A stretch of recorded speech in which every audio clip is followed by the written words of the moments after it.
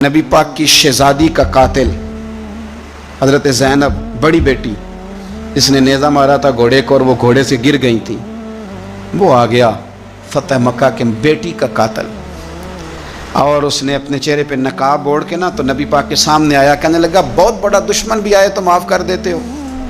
تو نبی کریم فرمانے لگے بیٹیاں بھولا نہیں کرتی، پر تو کلمہ پڑھ میں تجھے بھی معاف کرنے کو تیار۔ یہ بھولا نہیں کرتی، کیا کروں، بیٹیاں کہاں بھولتی، تو پڑھنا کلمہ۔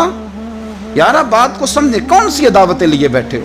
کر لو اس بہن کو فون جس کے ساتھ بلا وجہ کا رٹا ڈال لیا، چچا چچا ہی ہوتا ہے، وہ کوئی کافر اور مشرک تو نہیں نہ ہو گیا، کر لو صلح۔